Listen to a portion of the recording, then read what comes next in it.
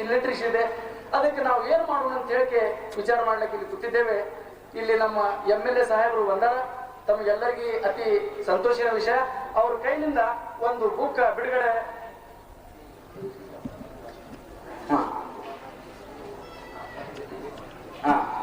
ಈಗ MLA ಸಾಹೇಬರ ಹಸ್ತದಿಂದ ಒಂದು ಪುಸ್ತಕ ಬಿಡುಗಡೆ ಮಾಡುವ ಕಾರ್ಯಕ್ರಮ ನಡೀತಾ ಇದೆ. ಮೌಲಾನಾ ಅಬ್ದುಲ್ ವಹಾಬ್ ಅವರು ನಮ್ಮ MLA ಸಾಹೇಬರ ಕೈಲಿ ಒಂದು ಪುಸ್ತಕ ಬಿಡುಗಡೆ ಮಾಡ್ತಾ ಇದ್ದಾರೆ. ನೋಡಿ, MLA ಸಾಹೇಬರ ಕೈಲಿ ಬಿಚ್ಚಿ ಅದರ ಪ್ರಮುಖ ಒಂದು ಏನು ಪೇಪರ್ ಹಚ್ಚಿದ್ದಾರೆ, ಅದು ತೆಗೆದು ಈಗ ನಿಮ್ಮ ಮುಂದೆ ಬುಕ್ ಬಿಡುಗಡೆ ಮಾಡಲಾಗಿದೆ. ಈ ಪುಸ್ತಕ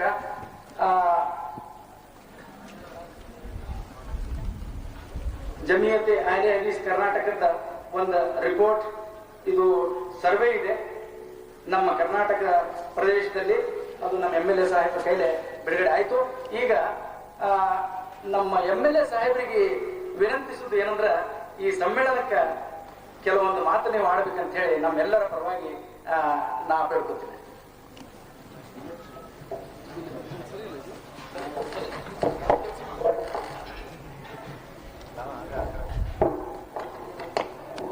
ಅಸ್ಸಲಾಮು ಅಲೈಕುಂ.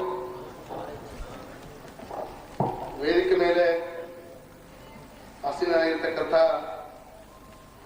ಮುಸ್ಲಿಮ ಸಮಾಜದ ಎಲ್ಲ ಹಿರಿಯರೇ, ಬೇರೆ ಬೇರೆ ರಾಜ್ಯಗಳಿಂದ ಬಂದಿರತಕ್ಕಂಥ ಎಲ್ಲ ಹಿರಿಯರೇ, ಮೌಲ್ವಿ ಸಾಹೇಬ್ರವರೇ, ಇಲ್ಲಿ ನಡೆದಿರ್ತಕ್ಕಂಥ ಎಲ್ಲ ಮುಸ್ಲಿಮಾನ್ ಬಂಧುಗಳೇ, ಸ್ನೇಹಿತರೇ, ಆತ್ಮೀಯರೇ, ಇಸ್ಲಾಮಿಯ minority educational and development society ವತಿಯಿಂದ ಇವತ್ತೇನು ಈ ಒಂದು ಶೈಕ್ಷಣಿಕ ಕಾರ್ಯಕ್ರಮದ ಅಂಗವಾಗಿ ಶೈಕ್ಷಣಿಕ ಸಮ್ಮೇಳನವನ್ನು ಇಲ್ಲಿ ತಾವು ಹೊರಪಂಡಲ್ಲಿ ಮಾಡ್ತಾ ಇದ್ದೀರಿ ಅಂತಕ್ಕಂಥ ವಿಷಯವನ್ನ ಸ್ನೇಹಿತರಾಗಿರ್ತಕ್ಕಂಥ ಡಿ ಅಬ್ದುಲ್ ರಹಮಾನ್ ಸಾಹೇಬರು ನನ್ನ ಬೆಂಗಳೂರು ತಿಳಿಸಿದರು. ಭಾನುವಾರ ಒಂದು ಸಮಾಜದ ಕಾರ್ಯಕ್ರಮದ ಸಹ ತಾವು ಅದಕ್ಕೆ ಬರಬೇಕು ಅಂತಕ್ಕಂಥದ್ದು ವಿಷಯ ಏನು ಅಂತ ಹೇಳಿಲ್ಲ. ನಾನು ಕೂಡ ಇಲ್ಲಿ ಹಲವಾರು ವರ್ಷದಿಂದ ನನಗೆ ಈ ಮುಸ್ಲಿಮಾನ್ ಸಮಾಜದ ಸಂಪರ್ಕ, ಅವರ ಒಂದು ಒಡನಾಟ, ಅವರ ಬಾಂಧವ್ಯ ನನಗಿದೆ ಸುಮಾರು ವರ್ಷದಿಂದ, 16 ವರ್ಷಗಳಿಂದ. ನಾನು ಶಾಸಕನಾಗಿ ಹರಪನಹಳ್ಳಿಯಲ್ಲಿ ನಾನು ಇಲ್ಲಿ ನೆಲೆಸಿದ ಮೇಲೆ ಅದ್ರೂ ಕೂಡ ನನಗೆ ಇಷ್ಟೊಂದು ಸಂಖ್ಯೆಯಲ್ಲಿ ಮುಸ್ಲಿಮಾನ್ ಬಂಧುಗಳು ಹರಪನಹಳ್ಳಿದ್ದಾರೆ ಅಂತಕ್ಕಂಥದ್ದು ಮನವರಿಕೆ ಆಗಿದ್ದೆ ನನಗೆ ಶಾಸಕ ಆದ್ಮೇಲೆ.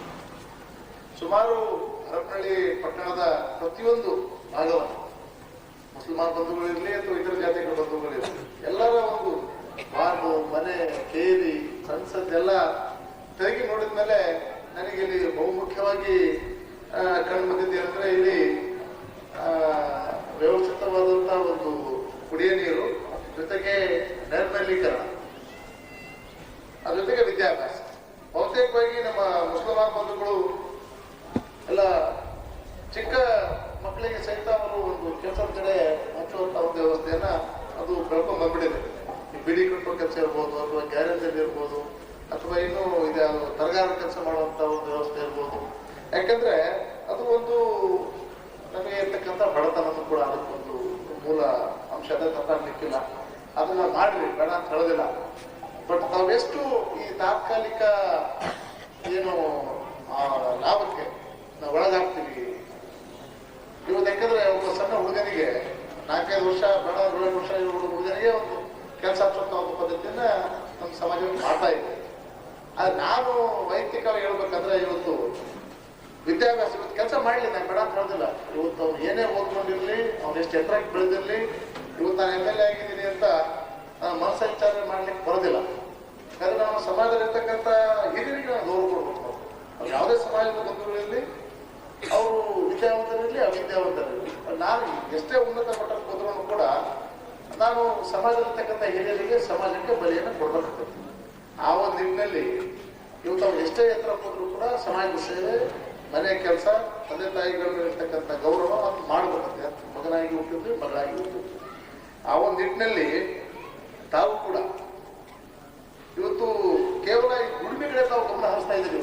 ನಮ್ಮ ಎಸ್ಪೆಷಲಿ ವಿಶೇಷವಾಗಿ ಹೇಳ್ಬೇಕಂದ್ರೆ ಮುಸ್ಲಿಮಾನ್ ಬಂಧುಗಳು ಅದನ್ನ 1-3 ಮನೆಯಲ್ಲಿ ಹೆಚ್ಚು 1-3 ಎಜುಕೇಶನ್ ಕೊಡುವಂತ ಒಂದು ವ್ಯವಸ್ಥೆ ತಾವು ಮಾಡಬೇಕು. ನನಗೆ ಮೊನ್ನೆ ನಾವು ಇಲ್ಲಿ ರಾಜಕೀಯ ಪರಿಸ್ಥಿತಿ ದಯಮಾಡಿ ತಾವ್ಯಾರು ತಗೊಂಡ್ಬಾರ್ದು. ಇದೇನಪ್ಪ ಇನ್ಮೇಲೆ ನಾವು ಕರ್ಸಿದ್ವಿ ರಾಜಕೀಯ ಬರ್ತಾನೆ ಅಂತ ಒಂದು ಎಕ್ಸಾಂಪಲ್ ಕೊಟ್ಬಿಡ್ತೈತಿ. ನಾವು ಮನೆ ನಡೆದಂತ ಮುನ್ಸಿಪಾಲಿಟಿ ಚುನಾವಣೆಯಲ್ಲಿ ನಾವು ಸುಮಾರು 8 ಜನ ಮುಸ್ಲಿಮಾರ್ ಬಂದು 20 ಸೀಟಲ್ಲಿ 8 ಜನ ಮುಸ್ಲಿಮಾರ್ ಬಂದವರಿಗೆ ಕಾಂಗ್ರೆಸ್ ಪಕ್ಷದ ನಾವು ಟಿಕೆಟ್ ಕೊಟ್ಟಿವಿ. ಯಾಕೆ ಕೊಡ್ತೀವಿ ಅಂದ್ರೆ ಈ ಜನಸಂಖ್ಯೆ ಆಧಾರದ ಯಾವ್ಯಾವ ವಾರ್ಡಲ್ಲಿ ಎಷ್ಟೆಷ್ಟು ಜನ ಇದ್ದಾರೆ ಅದರ ಅಂಕಿ ಸಂಖ್ಯೆದ ಪ್ರಕಾರ ನಾವು ಅದನ್ನ ಟಿಕೆಟ್ ಅನ್ನ ಕೊಟ್ಟರು. ನಾವು ಅದರಲ್ಲಿ 8 ಜನ ನಾವು ಕಾಂಗ್ರೆಸ್ ಟಿಕೆಟ್ ಕೊಟ್ರೆ 6 ಜನ ಮುಸ್ಲಿಮಾನ ಬಂದರು ಕಾಂಗ್ರೆಸ್ ಪಕ್ಷದ ಆಯ್ಕೆ ಆಗಿದ್ದಾರೆ. ಹರಪನಹಳ್ಳಿ ಪಟ್ಟಣದಲ್ಲಿ 6 ಜನ ಮುಸ್ಲಿಮಾನ ಬಂದರು. ಬಟ್ ನಮಗೆ ಗೆದ್ದಿರೋದು 12 ಸೀಟ್ ಕಾಂಗ್ರೆಸ್ 20. ಅದರಲ್ಲಿ ಅರ್ಧ ಮುಸ್ಲಿಮಾನ ಬಂಧುಗಳಿದ್ದಾರೆ ಕಾಂಗ್ರೆಸ್ ಪಕ್ಷದಲ್ಲಿ. ಅದೇ ಸಂದರ್ಭದಲ್ಲಿ ನಾನು ಚಮನ್ವಲ್ಲಿ ಅಂತ ನಾವು ಟಿಕೆಟ್ ಕೊಟ್ಟಿದ್ದೆ. ಕಾಂಗ್ರೆಸ್ ಪಕ್ಷ ನಾವು ಟಿಕೆಟ್ ಕೊಟ್ಟಿದ್ವಿ. ನಾವು ಚಮನ್ವಲ್ಲಿ ಅಂತ ಅದೊಳ್ಳೆ ಮಾಡಿ ನಾನು ಅವರು ಅವಿದ್ಯಾವಂತ ಚಮನ್ವಲ್ಲಿ ಪೈಲ್ವಾನ್. ಅವ್ನು ಓದ್ಲಿಕ್ಕೆ ಬರೀಲಿಕ್ಕೆ ಬರೋದಿಲ್ಲ. ಓದ್ತಿರ್ಬೇಕು ನನಗೆ ಗೊತ್ತಿರೋ ಮಟ್ಟಿಗೆ ಹೇಳ್ಬೇಕಂತ. ಅವ್ನ ಮಗ ಪ್ರೈಮರಿ ಸ್ಕೂಲ್ ಟೀಚರು, ಮಗಳು ಹೈಸ್ಕೂಲ್ ಟೀಚರ್. ನನಗೆ ಬಹಳ ಸಂತೋಷ ಆಯ್ತು. ಯಾಕಂದ್ರೆ ಬಹುತೇಕ ಜನ ಇಲ್ಲಿ ಬರೇ ಈ ಸ್ಥಳೀಯವಾಗಿ ಸಿಗ್ತಕ್ಕಂಥ ಕೆಲಸ ದುಡಿದ ಕಡೆ ಗಮನ ಹರಿಸ್ತಾರೆ, ವಿದ್ಯಾಭ್ಯಾಸ ಕಡೆ ಗಮನ ಹರಿಸಿಲ್ಲ ಅಂತಕ್ಕಂಥ ಬಹಳ ಕೇಳಿದೆ ನಾನು. ಬಟ್ ನಾವು ಮಗಳು ಹೈಸ್ಕೂಲ್ ಟೀಚರ್. ಅದು ಯಾಕೆ ಬಂತು ಅಂದ್ರೆ ನನ್ನ ಮಗನ ವರ್ಗಾವಣೆ ಮಾಡಿಸ್ಕೊಡಿ ಅಂತ ಬಂದ ಮಾತ್ರ ಆತಗೆ ಹೇಳಕ್ಕೂ ಬರಲಿಲ್ಲ. High school teacher, primary school teacher ಎಲ್ಲಿ ನೌಕರಿ ಮಾಡ್ತಾರೆ ಅಂತ ಹೇಳಕ್ ಬರಲಿಲ್ಲ ಅಂತ ಮಗಳು ಇಬ್ರು ಟೀಚರ್. ಬಹಳ ಸಂತೋಷ ಆಯ್ತು ನನಗೆ. ಯಾಕಂದ್ರೆ ಅವರು ಅವ್ರ ಕಾರ್ಯದಲ್ಲಿ ತಾವು ನಿಂತ್ಕೋತಾರೆ, ಅವ್ರ ಜೀವನ ಒಂದು ಸೆಟ್ಲ್ ಆಗ್ತಾರೆ. ಅದು ಅವ್ರಿಗೆ ಒಂದು ಅವ್ರ ಜೊತೆಗೆ ಅವ್ರು ಬರ್ತಕ್ಕಂಥ ಮುಂದಿನ ಪೀಳಿಗೆ ಅವ್ರ ಮಕ್ಕಳು ಅವರು ಭವಿಷ್ಯ ಕೂಡ ಸುಧಾರಣೆ ಆಗುತ್ತೆ. ಅದಕ್ಕೆ ಈ ನಿಟ್ಟಿನಲ್ಲಿ ಇವತ್ತಿನ ಹರಪನಹಳ್ಳಿಯಲ್ಲಿ ಒಂದು ಶೈಕ್ಷಣಿಕ ಒಂದು ಸಮ್ಮೇಳನವನ್ನ ನಮ್ಮ ಮುಸ್ಲಿಂ ಸಮಾಜ ಇವತ್ತು ಮಾಡ್ತಾ ಇದೆ. ನಾನು ಕೂಡ ಹಲವಾರು ಸಭೆ ಸಮಾರಂಭಗಳಲ್ಲಿ ಹೇಳಿದ್ದೇನೆ. ನಾವು ರಾಜಕೀಯ ಈಗ ಮುಂದೆ ಯಾವ ಚುನಾವಣೆ ಇಲ್ಲ. ಸದ್ಯ 3.5 ವರ್ಷ ನಾವೇ ಚುನಾವಣೆ ಅಂತ ಓಟ್ ಹಾಕಿ ಅಂತ ನಾವೇನು ಗಿಮಿಕ್ ಮಾಡಲ್ಲ. ಇಲ್ಲಿ ಪೊಲಿಟಿಕಲ್ ಸ್ಟೆಂಟ್ ಕೂಡ ಮಾಡೋದಿಲ್ಲ. ಇಲ್ಲಿ ನನಗೆ ಕೂಡ ನಮ್ಮ ನಾಯಕರಾಗಿರ್ತಕ್ಕಂಥ ಸನ್ಮಾನ್ಯ ಕೊಂಡೆ ಸಾಹೇಬರು ಮತ್ತು ಬಸವಗೌಡರು ಹೇಳಿದ್ದಾರೆ, ಹರಪನಹಳ್ಳಿ ಪಟ್ಟಣದಲ್ಲಿರ್ತಕ್ಕಂಥ ಮತ್ತು ಗ್ರಾಮದ ಪ್ರದೇಶದಲ್ಲಿರ್ತಕ್ಕಂಥ ಮುಸ್ಲಿಮಾನ್ ಬಂಧುಗಳಿಗೆ ಅವರಿಗೆ ಶಾದಿ ಮಾಲ್ ಕೊಡಿಸುವಂತ ವಿಚಾರ, ಅರೇಬಿಕ್ ಶಾಲೆಗೆ ದುಡ್ಡು ಕೊಡುವಂತ ವಿಚಾರ, ಅವರಿಗೆ ಎಜುಕೇಶನಲ್ಲಿ ಅವರಿಗೆ ಮುಂದೆ ಬರ್ಲಿಕ್ಕೆ ಏನೆಲ್ಲ ಸಾಧ್ಯ ಇದೆ ಅದನ್ನ ನೀನು ಮಾಡುವಂತ ನನಗೆ ಆದೇಶವನ್ನು ಕೊಟ್ಟಿದ್ದಾರೆ. ಅದು ಕೂಡ ನಿನ್ನೆ ನಾವು ಮಾತಾಡಿದ್ವಿ. ನಾನು ಬಸವಗೌಡರು ನಮ್ಮ ಕೊಂಡೆ ಸಾಹೇಬ್ ಕೂಡ ಮೊನ್ನೆ ಮಾತಾಡಿದ್ದೆ, ಮೊನ್ನೆ ಕೂಡ ಮಾತಾಡಿದ್ವಿ. ಅದಕ್ಕೆ ನಾನು ಇವರಿಗೆ ನಮ್ಮ ರೇವಂತ್ ಸಾಹೇಬ್ ಕೇಳಿದ್ರೆ ನಾವು ಶಾದಿ ಮಾಲ್ ಕೊಡ್ತಾ ಇದ್ರು, ನಾನು ದುಡ್ಡು ಬೇಕು ಅಂತ ಹೋದ ವರ್ಷ ಕೇಳಿದ್ರು. ನಾನು 2 ಲಕ್ಷ ಕೊಟ್ಟಾಗಿದೆ ಶಾದಿ ಮಾಲ್ಗೆ. ಮತ್ತೆ ಶಾದಿ ಮಾಲ್ ಎಲ್ಲಿರಿ ಅಂತ ನಾವು ಕೇಳಿದ್ರು. ಅವಾಗ ಹೇಳಿದವ್ರಿಲ್ಲ, ಇನ್ನೂ 2-3 ಕಡೆ ಶಾದಿ ಮಾಲ್ ಮಾಡ್ಲಿಕ್ಕೆ ಬರುತ್ತೆ ಹರಪನಹಳ್ಳಿ ಪಟ್ಟಣದಲ್ಲಿ ಅಂತಕ್ಕಂಥ ಮಾತನ್ನು ನನಗೆ ಹೇಳಿದ್ರು. ಆಯ್ತು, ಅದು ಏನು ಡೆವಲಪ್ಮೆಂಟ್ ಮಾಡ್ಬೇಕು ಅನ್ನೋದಿದೆ ನನ್ನ ಮಾಹಿತಿಯನ್ನು ಕೊಡ್ರಿ. ಎಲ್ಲೆಲ್ಲಿ ನಮ್ಮ ಮುಸ್ಲಿಮಾನ್ ಸಮಾಜದ ಉದ್ಧಾರಕ್ಕೆ ನಮ್ಮ ಸರ್ಕಾರದಿಂದ ವೈಯಕ್ತಿಕವಾಗಿ ಏನೆಲ್ಲ ಸಹಾಯ ಮಾಡೋದಿದೆ, ಅದರಲ್ಲಿ ವಿಶೇಷವಾಗಿ ಈ ಒಂದು ಎಜುಕೇಶನ್ ವಿಚಾರ ಬಂದಾಗ ಎಜುಕೇಶನಲ್ ವಿಚಾರ ಮತ್ತು ವೆಲ್ಫೇರ್ಗೆ, ಅದ್ರ ಜೊತೆಗೆ ನಾನು ಬೀಡಿ ಕಾರ್ಮಿಕರಿಗೆ ಅವರಿಗಾಗಿನೇ ಸುಮಾರು 1000 ಮನೆ ಹಾಕ್ಸಿದ್ದೆ ನಾನು. ಯಾಕಂದ್ರೆ ಮುಸ್ಲಿಮಾನ್ ಬಂಧುಗಳು ಬಹಳಷ್ಟು ಜನ ಇಕ್ಕಟ್ಟಲ್ಲಿದ್ದಾರೆ, ಸಂದಿನಲ್ಲಿದ್ದಾರೆ. ಒಂದೇ ಮನೆಯಲ್ಲಿ 5-6 ಕುಟುಂಬಗಳು ವಾಸವಾಗಿದ್ದಾರೆ. ಅವರಿಗೆ ವಸತಿ ಸೌಕರ್ಯ ಕಲಿಸಬೇಕು ಅಂತಕ್ಕಂಥ ವಿಚಾರವನ್ನ ಮಾಡಿ ಈಗಾಗಲೇ ನಾನು 1,000 ಮನೆಗಳನ್ನ ಇಲ್ಲಿ ಬೀಡಿ ಕಟ್ಟತಕ್ಕಂಥ ಕಾರ್ಮಿಕರಿಗೆ ನಾನು ಮಂಜೂರಾತಿಯನ್ನು ಮಾಡಿಸ್ಕೊಟ್ಟಿದ್ದೇನೆ. ಅದ್ರ ಜೊತೆಗೆ ಇನ್ನು ಮುಂದಿನ ದಿವಸದಲ್ಲಿ ಕೂಡ ಈ ಒಂದೇನು ತಾವು ಎಜುಕೇಶನಲ್ ಕಡೆ ಎಜುಕೇಶನ್ ಕಡೆ ತಾವು ಗಮನ ಹರಿಸಿದ್ರಿ, ಮುಸ್ಲಿಮಾನ್ ಸಮಾಜ ಈ ಒಂದು ಅಭಿವೃದ್ಧಿಗೆ ನಮ್ಮ ಇಂದ ಮತ್ತು ಸರ್ಕಾರದಿಂದ ಮತ್ತು ಲೋಕಸಭಾ ಸದಸ್ಯರಿಂದ, ರಾಜ್ಯಸಭಾ ಸದಸ್ಯರಿಂದ ಏನೇನು ಅನುದಾನ ಬರೋದಿದೆ, ಏನೇನು ನಾವು ಸಹಾಯ ಮಾಡುತ್ತಿದೆ ಅದನ್ನು ನಾವು ಖಂಡಿತವಾಗ್ಲೂ ನಾವು ಮಾಡ್ತೇವೆ. ಅದರಲ್ಲಿ ಎರಡು ವಿಚಾರ ಇಲ್ಲ. ಅದ್ರ ಜೊತೆಗೆ ಹೆಣ್ಣು ಮಕ್ಕಳ ಅರೇಬಿಕ್ ಶಾಲೆ ತಾವು ಪ್ರಾರಂಭ ಮಾಡಿದಿರಿ ಅಂತಕ್ಕಂಥ ಮಾತನ್ನು ಹೇಳಿದಿರಿ. ಇದಕ್ಕೆ ನಮ್ಮಿಂದ ಏನು ಸಹಾಯ ಬೇಕು ಅದನ್ನ ನಾವು 1 ಲಕ್ಷ ಬಿಲ್ಡಿಂಗ್ ಕಟ್ಟಕ್ಕೆ 2 ಲಕ್ಷ ಏನಾಗಿದೆ MLA ಗ್ರಾಂಟ್ ಆಗ್ಬೋದು, ಲೋಕಸಭಾ ಸದಸ್ಯರ ಗ್ರಾಂಟ್ ಆಗ್ಬೋದು, ರಾಜ್ಯಸಭಾ ಸದಸ್ಯರ ಗ್ರಾಂಟ್ ಆಗ್ಬೋದು, ಆ ಅನುದಾನ ನಡೆಯಲಿ. ಯಾಕಂದ್ರೆ ಇವತ್ತು ನನಗೆ ನಾನು ಹೆಮ್ಮೆಯಿಂದ ಈ ಮಾತನ್ನು ಹೇಳ್ಕೊತಿದ್ದೀನಿ. ನಮಗೆ ಬಹಳ ಹೆಚ್ಚಿನ ಒಂದು ಗೌರವ ಸ್ಥಾನಮಾನವನ್ನ ಈ ಸಮಾಜ ನಮ್ಮ ಕಳೆದ ಚುನಾವಣೆಯಲ್ಲಿ ಕೊಟ್ಟಿದೆ. ಆ ಒಂದು ಋಣ ನಮ್ಮ ಮೇಲೆ ಇದೆ. ಆ ಋಣವನ್ನ ತೀರಿಸಲಿಕ್ಕೆ ನಾವು ಪ್ರಾಮಾಣಿಕವಾದಂತ ಪ್ರಯತ್ನವನ್ನ ಮಾಡ್ತೇವೆ, ನಿಮ್ಮೊಟ್ಟಿಗಿರ್ತೇವೆ. ಸದಾ ಕಾಲ ಕೂಡ ನಮ್ಮಿಂದ ಎಷ್ಟು ಸಾಧ್ಯವೋ ಅಷ್ಟು ನಿಷ್ಪಕ್ಷಪಾತವಾದಂತ, ನಾವು ಯಾವುದೇ ಪಕ್ಷದ ಅಭ್ಯರ್ಥಿಗೆ ಬೆಂಬಲಿಸಿರ್ರಿ, ನಾವು ಯಾವುದೇ ಪಕ್ಷಕ್ಕೆ ಓಟ್ ಹಾಕಿರ್ಲಿ, ನನಗೆ ಬರೀ ಕಾಂಗ್ರೆಸ್ಗೆ ಓಟ್ ಹಾಕಿದ್ರೆ ಮಾತ್ರ ಸಪೋರ್ಟ್ ಮಾಡ್ತೀವಿ ಅಂತಕ್ಕಂಥ ಭಾವನೆಯಲ್ಲಿ ಇಲ್ಲ. ಸಮಾಜದ ವಿಚಾರ ಬಂದಾಗ ಇಡೀ ಮುಸ್ಲಿಮಾನ್ ಸಮಾಜಕ್ಕೆ ನಾವು ಸಹಾಯವನ್ನ ಮುಕ್ತ ಹಸ್ತದಿಂದ ನಾವು ಸಹಾಯವನ್ನ ಮಾಡ್ತೇವೆ, ನಾವು ನಿಮ್ಮೊಟ್ಟಿಗಿರ್ತೇವೆ ಅಂತಕ್ಕಂಥ ಮಾತನ್ನ ಈ ಸಂದರ್ಭದಲ್ಲಿ ಹೇಳಿ, ಇವತ್ತು ಈ ಒಂದು ಕಾರ್ಯಕ್ರಮದಲ್ಲಿ ಬೆಳಗ್ಗೆದಲ್ಲೇ ಕಾರ್ಯಕ್ರಮ ಪ್ರಾರಂಭಿಸಿರ್ತಕ್ಕಂಥ ಮಾತನ್ನು ಹೇಳಿದ್ರು.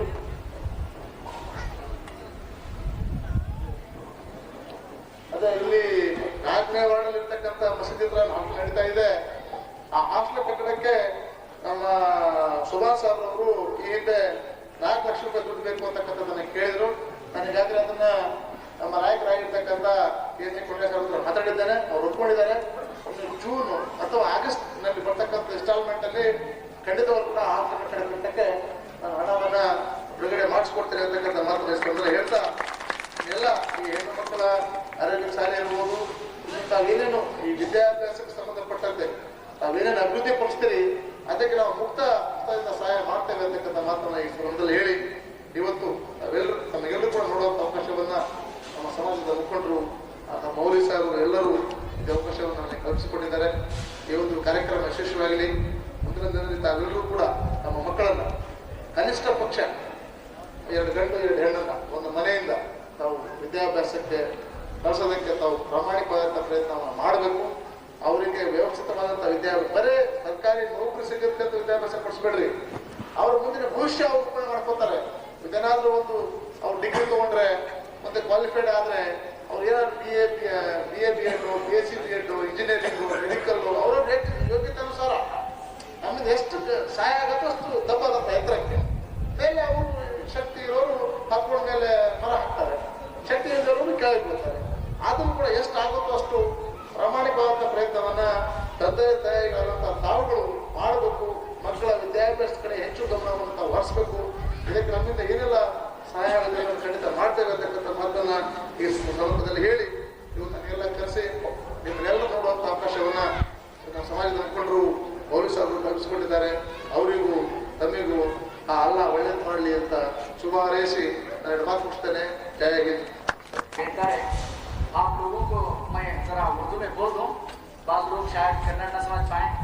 हमारे MLA साहब for your kind information sir, ಇಲ್ಲಿ ಬಿಜಾಪುರದಿಂದ ಮೈಸೂರಿನಿಂದ ಉಡುಪಿ ಮತ್ತು ಆಂಧ್ರ ಪ್ರದೇಶದಿಂದ ಆದರೂ ಜನ ಸೇರಿದ್ದಾರೆ. ಅವ್ರಿಗೆ ಕೆಲವೊಬ್ಬರಿಗೆ ನಿಮ್ಮ ಭಾಷೆ ನಮ್ಮ ಭಾಷೆ ಕನ್ನಡ ತಿಳಿಲಿಕ್ಕಿಲ್ಲ. ಉರ್ದುದಾಗ ಹೇಳ್ತೀನಿ ತಾವೇನು ಹೇಳಿರಂತ. आज MLA साहब ने ये कहा कि मुसलमानों के म्यूनसिपालिटी इलेक्शन में 8 लोगों को हम टिकट दिए थे, तो 6 लोगों को जिता के लिए आप कांग्रेस पार्टी की, हमें बहुत खुशी है. और मुसलमानों के लिए हमारी गवर्नमेंट हमेशा वादा और वचनबद्ध है कि हम आप लोगों के लिए कुछ करेंगे. शादी महल के लिए हो या फिर लड़कियों की आपकी तालीम का जो प्रपोजल मौलाना अब्दुल वहाब साहब जामी ने रखा है, इसके लिए वादा किया है. हम MLA साहब से अपील करते हैं कि वो चाहे असेंबली के MLA के कोटे में हो या MP के कोटे में जो तकरीबन 1 करोड़ रुपया आता है अपनी कॉन्स्टिट्यूएंसी को इम्प्रूवमेंट करने के लिए, उसमें से 4-5 लाख रुपया MLA साहब बोले तो कोई बात नहीं. MLA और MP और MLA सब एक ही चीज है. और हमारे लिए आप सोचते हैं तो हमेशा हम आपके साथ हैं और हम कोई अलग नहीं है. हिंदू मुस्लिम सिख ईसाई आपस में है भाई भाई. मजहब नहीं सिखाता आपस में बैर रखना, मजहब नहीं सिखाता आपस में बैर रखना. हिंदी है हम वतन है ಹಿಂದೂಸ್ತಾನ हमारा. ಇದು ನಮ್ಮ ಪ್ರೇರಣೆ ಇದೆ. ಇದು ಹಿಂದೂ ಮುಸ್ಲಿಂ ಜಾತಿವಾದಿ ಇದಕ್ಕೆ ನಾವೆಲ್ಲರೂ ಅರ್ಪಿಸಲಿಕ್ಕೆ निम्मंत ಒಂದು हरे ಒಂದು युवक एक नौजवान को हम चुनकर लाए. अपेक्षा करते हैं कि इंसानियत का धर्म और इंसानियत के मजहब को यहाँ गालिब करेंगे. ऐसे वो ಬಿಚ್ಚು ಹೃದಯದಂತ MLA ಸಾಹೇಬರು ನಿಮ್ಮ ಹರಪನಹಳ್ಳಿ ಅವರಿಗೆ ನಾ ಶುಭಾಶಯ ಕೋರುತ್ತೇನೆ. ನಿಮ್ಗೆ ಇಂಥ MLA ಸಿಕ್ಕಿದ್ದಾರೆ. ಅವ್ರ ಮನಸ್ಸಿನಾಗ ಏನೂ ಕೋಪಿಲ್ಲ. ಇಲ್ಲಿ ಕೇವಲ ಮುಸಲ್ಮಾನ್ ಧಾರ್ಮಿಕ ಮತ್ತು ಶಿಕ್ಷಣ ಸಂಸ್ಥೆಯಲ್ಲಿ ಬಂದು ಕೆಲವೊಂದು ಮಾತು ಹೇಳಿದ್ದಕ್ಕೆ ನಾನು ಈ ಸಮ್ಮೇಳನ ವತಿಯಿಂದ ಸ್ಪೆಷಲಿ ಮೌಲಾನಾ ಅಬ್ದುಲ್ ವಹಾಬ್ ಹರಪನಹಳ್ಳಿ ಅವರ ವತಿಯಿಂದ ಎಲ್ಲ ಮುಸ್ಲಿಂ ಬಾಂಧವರ ವತಿಯಿಂದ ಅವರಿಗೆ ಧನ್ಯವಾದಗಳು ಅರ್ಪಿಸುತ್ತಾ ಅವರಿಗೆ ನಾ ಇಲ್ಲಿಂದ ಬಿಡುಗಡೆ ಮಾಡುತ್ತೇನೆ. Thank you very much.